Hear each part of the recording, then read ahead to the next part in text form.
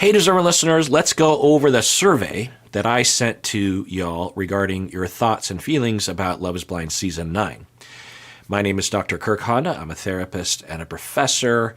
Let's get to it. So I asked everyone if you liked, disliked, or didn't know about every cast member.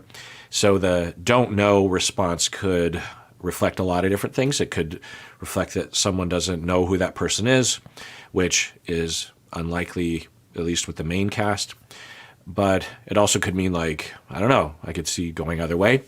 But anyway, so Allie was mostly disliked, but a lot of people also said that they liked her. And there was also an equal amount of people who said that they didn't know about her. So looks about half of the people said they didn't like her. And why would that be? Well, I don't know. I don't ask that question. But if I was to take a guess, I could imagine people not liking her because of the way she kind of presents regarding her bouginess, so to speak. And by the way, in a future episode, I'm going to do my final word on everyone and speculative conceptualizations and kind of reviewing things. I actually spent a lot of time looking over all the things that happened and all my notes and also everything that I said, all the kinds of ups and downs of my speculations over time, and I want to summarize that. But anyway, so look out for that. But with Allie, so I imagine that might be why a lot of people didn't like her. But, a pretty sizable percentage liked her as well, which makes sense. There just wasn't a lot there with Allie and Anton to me to grab onto.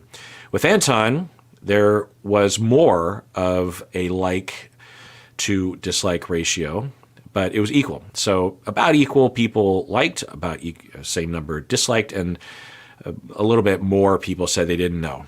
So it sounds like kind of middle of the road with Anton, which I think might be a reflection of that he didn't really present much. I could see people not liking him because of his obscuring his alcohol use and the way that he kind of comes across. I actually asked my contact once I was done with the season for more information, and she fleshed out a number of the couples. So I'll go into that also in my final word. But let's go on. Casey, very disliked, almost universally disliked. A small number liked, and another small number didn't know about Casey, but very disliked. Okay, so this, I guess, makes sense given my understanding of people's attitudes about her. I don't have a dislike of her. I mean, that might sound funny.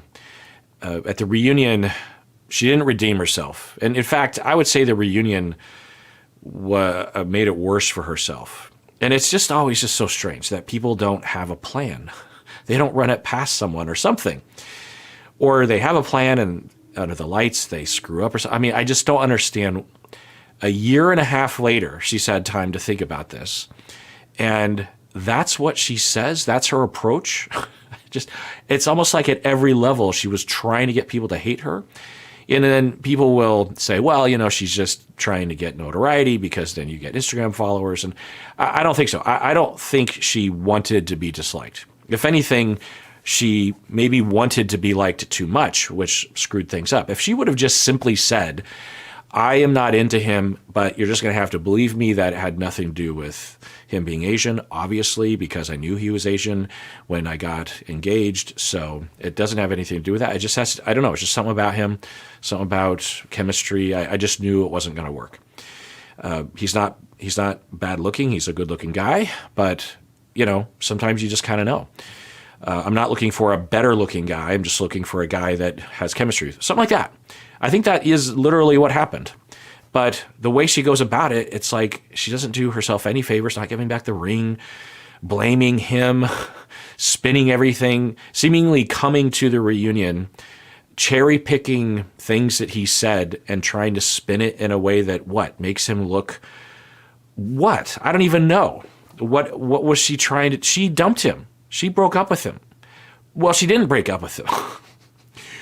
Also, how hard is it, even at that point, to just say, oh my God, why didn't I break up with him in that moment? And oh my God, a few days later, and I still didn't break up with him. I was going through something, and there's something weird about me of, conflict avoidant or something. It's just say something like that. But of course, whatever lack of awareness led to her doing all those things also contributes to her inability to reflect and to admit or something. I mean, it was pretty horrible.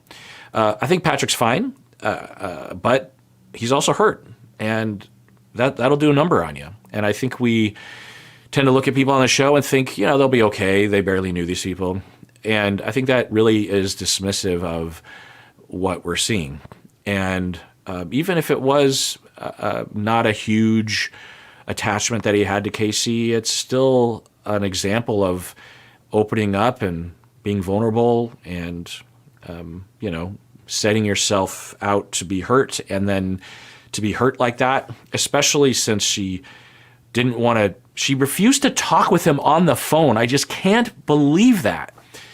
She refused to. So yeah, I get why people don't like her. You won't even break up with him. You won't break up with him, and then you don't. Even if you aren't breaking up with him, you won't talk with him on the phone for 5 minutes, let alone meet up with him in person and say, "I'm sorry, I'm breaking up with you. I didn't have the heart to tell you earlier." It's like, what? And then she walks away thinking he's the jerk face. I don't understand.